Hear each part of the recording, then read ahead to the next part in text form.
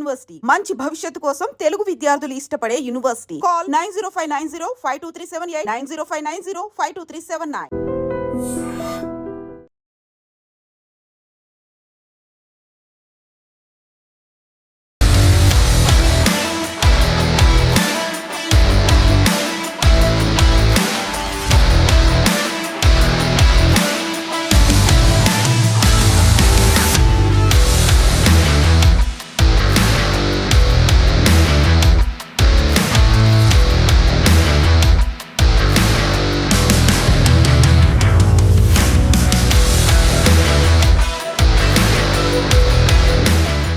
నమస్తే, welcome to iDream media. నేను మీ ప్రశాంత్. భార్యాభర్తలంటే ఒకరి మీద ఒకరికి నమ్మకం, కష్టసుఖాల్లో పాలు పంచుకోవడం.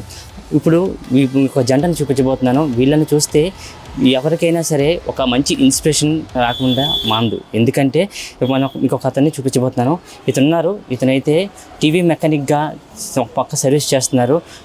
తను నమ్ముకున్న ఉద్యోగరీత్యా వాళ్ళ భార్య కూడా దీనికి చూపు మందగించడం, వయసురీత్యా లేదా ఆరోగ్యపరంగానో దీనికి చూపు మందగించడంతో ఇతను నమ్ముకున్న వృత్తికి వాళ్ళ భార్య కూడా సపోర్ట్ చేస్తూ తను కూడా టీవీ మెకానిక్స్ రిపేర్ చేయడం, దానికన్నా ఇక్కడ సౌండ్ సిస్టమ్స్ని వాటిని కూడా రిపేర్ చేస్తూ తన భార్య దీనికైతే మాత్రం కష్టసుఖాల్లో తోడుంటుంది.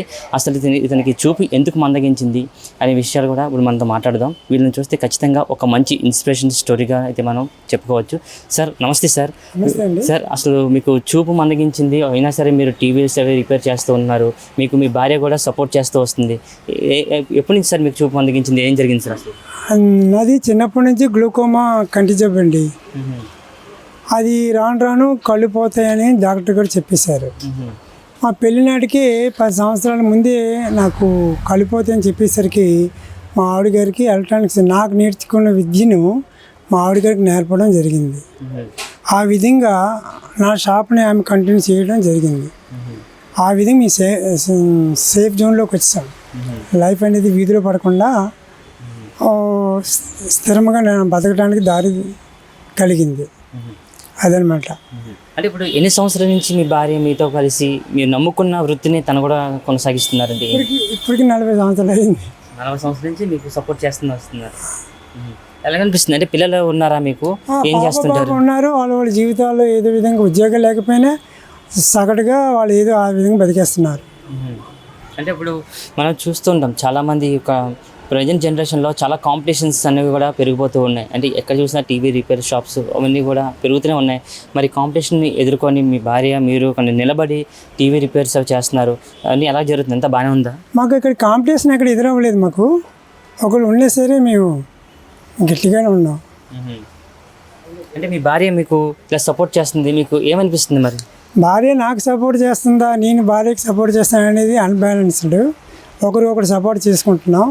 ఇద్దరం బాగానే వర్క్ చేస్తాం. ఇక్కడికి చాలామంది కస్టమర్లు వస్తూ ఉంటారు. వాళ్ళు టీవీ ప్రాబ్లమ్స్ కోసం కానీ హోమ్ థియేటర్ ప్రాబ్లమ్స్ చెప్తుంటారు. వచ్చిన వాళ్ళు మీ వైఫ్ రిపేర్ చేస్తుంటారు, అడుగుతారా ఎవరు చేస్తున్నారు వీళ్ళు ఏంటని అన్ని మాట్లాడుతుంటారా మీకోసం? మా షాప్ అందరికీ తెలిసినటువంటిది. మా యొక్క రీజనబుల్ రేట్స్ ఉంటాయి.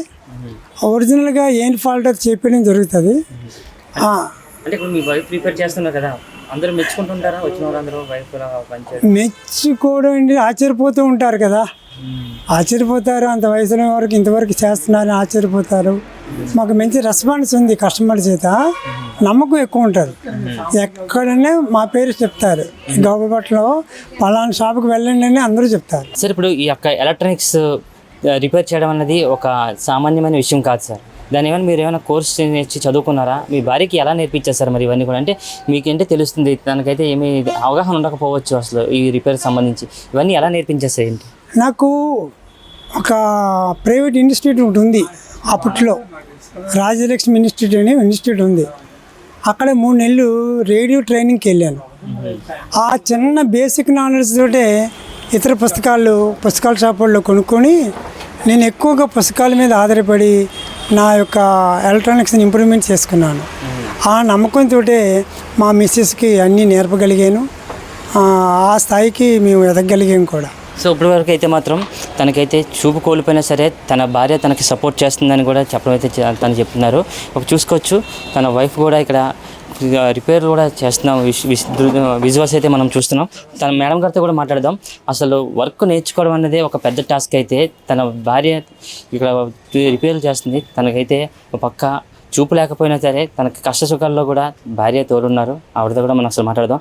మేడం చెప్పండి మేడం, ఫస్ట్ ఆఫ్ ఆల్ మీకు దండం పెట్టాలనిపిస్తుంది మేడం. ఎందుకంటే భార్యాభర్తలు అంటే కష్ట సుఖాల్లో కూడా తోడుంటారు అన్నదానికి మీరు ఒక మంచి ఇన్స్పిరేషన్ మేడం.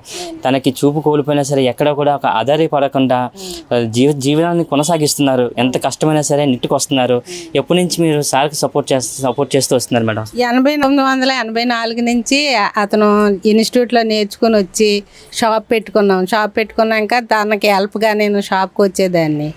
షాప్కి వచ్చి అతను ఏది చెప్తే అది చేస్తూ సర్క్యూట్లు గీస్తూ అది నాకు ఈ పని అబ్బిందంటే బాగా అతను పగలంతా ఇక్కడేమో ప్రాక్టికల్ జరిగేది, నైట్ అంతా రాత్రులు బుక్స్ చదువుకునే వాళ్ళము.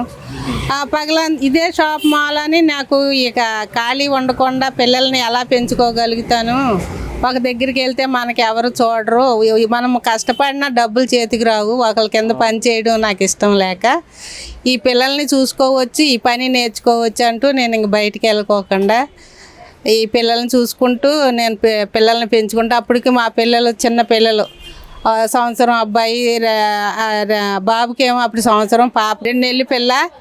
ఇలాగే వాళ్ళని పెంచుకుంటూ ఈ తోడు ఓడిగా అంటే బయటికి వెళ్ళకోకుండా పిల్లల్ని చూసుకుంటే ఇక్కడ ఉండొచ్చని నేను ఈ పని నేర్చుకున్నాను. పక్క చూస్తే షోల్డరింగ్ చేయాల్సి వస్తుంది, మరో పక్క వైర్లు జాయిన్ చేయాలి, అసలు ప్రాబ్లం ఏంటి అనేది తెలుసుకోవాలి. ఇవన్నీ నేర్చుకుంటే చాలా కష్టంతో కూడుకునే పని కదమ్మా. మరి ఎలా నేర్చుకోవాలనిపించింది? మరి నేను మెట్రికులేషన్ చదువుకున్నాను కాబట్టి ఆ బుక్స్ మేము దగ్గర ఒక 10,000 రూపాయలు ఎలక్ట్రానిక్స్ బుక్స్, ఆబీ బుక్స్ అన్నీ చాలా బుక్స్ చదువుకుండే వాళ్ళం. నైట్ అంతా బుక్స్, పగలంతా ఇక్కడ ప్రాక్టికల్. దాని మూలని ఇక అన్నీ ముందుకి అప్పుడు టేప్ రికార్డులు, రేడియోలే ఉండేవి. ఇప్పుడు టీవీలు దాకా వచ్చేసాం. మళ్ళీ టేప్ రికార్డులు పోయాయి, బీసీడీలు పోయాయి, వీసీఆర్లు పోయాయి, అన్నీ ఇప్పుడు పెన్ డ్రైవ్ల దాకా వచ్చేసాం. అప్పుడు మూలం అది ఉండబట్టే, బేసిక్ ఉండబట్టే ఈ రోజుని నిలబడి చేయగలుగుతున్నాం. ఎంతో మంది కస్టమర్లు వస్తుంటారు, మీరు రిపేర్ చేస్తుంటారు కదా, అడుగుతూ ఉంటారా ఏమిటమ్మా మీరు రిపేర్ చేస్తున్నారని? ఆశ్చర్యపోతుంటారు. అమ్మో నువ్వు ఈ వయసులో ఇంకా చేస్తున్నావా, నీకు ఎలా వచ్చింది అది ఇది అంటారు. మా ఆయన బ్లైండ్ అవుతారని ముందు తెలవబట్టే నేను ఇది బయటికి వెళ్తే మనం బ్రతకలేము, పిల్లల్ని చూసుకోలేము, మన దగ్గర మన పని మనం చేసుకుంటే మనం ఒకరికి చేయి చాపకుండా బ్రతకొచ్చు అని. కానీ మొదట్లో మాత్రం చాలా కష్టాలు పడ్డాను. చిన్న పిల్లలు అన్నీ. ఇప్పుడు పర్లేదు, హాయిగా ఉన్నాం. పిల్లల్ని ఒక దారికి చేర్చాం. పిల్లల్ని కూడా ఎలక్ట్రానిక్స్ చేయించాను, ఐటీలు. కానీ నేను ఇంటి దగ్గర లేకపోవడంలో పిల్లలు సరిగ్గా చదవలేకపోయారు. ఇక వెంటనే పెళ్ళిళ్ళు చేసేయమన్నారు, చేశాను. కానీ అవల మట్టుకు వాళ్ళు శుభ్రంగా బ్రతుకుతున్నారు, మేము బాగానే ఉన్నాం. అది చేయాల్సింది. కానీ ఇక్కడ నిజాయితీగా మనకి ఏ ప్రాబ్లం వచ్చిందో అదే చేస్తాము, దానికి తగ్గ డబ్బులే తీసుకుంటామని వీళ్ళు మంచివాళ్ళు, వీళ్ళు బాగా చేస్తారు, నమ్మకం అని బాగా గుర్తింపు అయ్యి ప్రజలు వదలరు మమ్మల్ని. ఎంతైనా సరే మీరు ఇవాళ కాకపోతే రేపైనా ఇవ్వండి అని టైం ఇచ్చి మరీ ఉంచుతారు తప్ప మీరు చేయలేరు, పట్టుకెళ్ళిపోతామని ఎవరు అనరు. వాళ్ళ సపోర్ట్ కూడా మాకు ఉంది. కస్టమర్ల వల్ల మేము బ్రతుకుతున్నాం, మా వల్ల వాళ్ళ లబ్ధి పొందుతున్నారు. అంటే ఆరోగ్యరీత్యా కూడా సారు ఇంకా చూపు కోల్పోతారని మీకు తెలిసిన తర్వాత మీరు ఫస్ట్ ఎలా రియాక్ట్ అయ్యారమ్మా, ఎలా తీసుకోగలిగారు మరి ఆ విషయాన్ని? ఎందుకంటే ఇప్పుడు మొత్తం భారం అంతా అతని మీద ఉండేది. అంటే టీవీ రిపేర్ చేయడం కానీ, టైంకి అందరికీ చూసుకోవడం కూడా అన్నీ అతను చేసుకునేవారు. ఇప్పుడు సడన్గా పెద్ద మనిషి ఇప్పుడు చూపు కోల్పోయి ఒక ఈ స్థితిలో ఉంటారు అని తెలిసిన తర్వాత మీకు ఎలా తీసుకున్నారు, ఏం చేశారు ఆ టైంలో? అప్పుడు ఇంకేం చేస్తాం, ఇప్పుడు అదే పరిస్థితి నాకు వచ్చింది అనుకోండి, నేనేం చేయగలను? అతను నన్ను వెళ్ళిపోయినా నేను చేయలేను. కానీ మనకి పిల్లలు ఉన్నారు, మనది ఒక జీవితం ఉంది. ఎవరికి వచ్చినా బాధ, నాకు వచ్చినా తనకు వచ్చినా ఒకటే కదా అనేసి పిల్లల్ని పెంచుకొని శుభ్ర పెద్దవాళ్ళని చేసుకొని మనం ఏదో కష్టపడి ఒకరికి చేయి చాపకుండా బ్రతకాలి. ఎలాగైనా దాన్ని గుండె దిట్టం చేసుకొని ఇక ఆ పనిలో దిగిపోయాను నేను. ధైర్యం చెప్పారా మీరు? అది వాళ్ళ వంశపార్యం జబ్బు, వాళ్ళ కుటుంబంలో చాలామంది ఉన్నారు. ఇక వాళ్ళకున్న ఇది ఇక వంశపార్యం అలాగ వస్తుందేమో, నా పిల్లలకి రాకూడదు దేవుడా అనుకున్నానే తప్ప ఏమో ఇలాగ కళ్ళు అంటే ఎవరికి లేకపోతే నాకు భయం వచ్చును. వాళ్ళు ఆ జబ్బు ఎవరికి వాళ్ళ ఇళ్ళల్లో లేకపోతే నేను భయపడేదాన్ని. అది ఉంది కదా, ఇతనికి ఇది ఉందా, సరే మరి ఏం చేస్తాం, ఇక మనం బ్రతికేదేదో మన దారి మనం చూసుకోవాలి, పిల్లల్ని మనం ఒక ఈదిని పడకుండా బ్రతకాలి. అలాగని ధైర్యం పడి టైపిస్ట్ కూడా చేశాను. లోయర్ అయిపోయింది, హైరు స్పీడ్లో పోయింది, లేకపోతే నా తోట వాళ్ళు అందరూ జాబ్ చేసుకుంటున్నారు. ఇప్పుడు పిల్లల మీద ఆధారపడకుండా, అంటే ఎవరి మీద కూడా మీరు డిపెండ్ అవ్వకుండా మీరు ఓన్గా పెట్టుకొని బిజినెస్ చేస్తున్నారు. టీవీలు అవి ఎంతో కష్టమైన సరే టీవీలు కానీ స్పీకర్స్ కానీ అన్నీ రిపేర్ చేస్తున్నారు. ఏమనిపిస్తుందమ్మా, మీ కాళ్ళ మీద మీరు నిలబడుతున్నారంటే ఆ పెద్ద ఆయనకి చూపు మందగించినా సరే మీరు స్టాండ్ తీసుకొని మీరు ముందుకు తీసుకెళ్తున్నారు కదా, ఎలాగనిపిస్తుందమ్మా మీకు?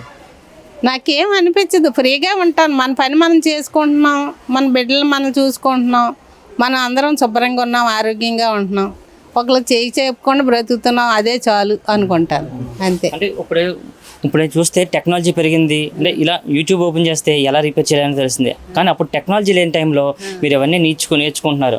అందులో కూడా అదే చూపు ఉన్నా సరే ఎంతో నేర్పిస్తే కానీ నేర్చుకోవడానికి అర్థం కాని విషయాలు, ఈ వైరింగ్ కలపడం కానీ ఇవన్నీ కూడా.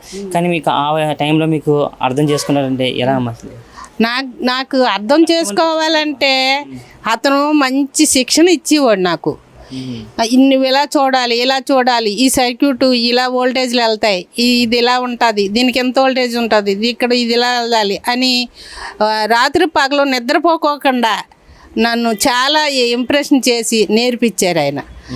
దానికి పట్టుదల, మళ్ళీ కస్టమర్ల ముందు నువ్వు ఎద్దులాగున్నావు, నేర్చుకోలేవా, ఇలాగంటే నాకు కోపం వచ్చి నాకు రాకపోవడం ఏంటి అని ధైర్యంగా ఇంకా నేను రెట్టించి నేను ఎందుకు నేర్చుకోలేకపోతున్నాను అని పట్టింపుతోటి అలా చేసేదాన్ని.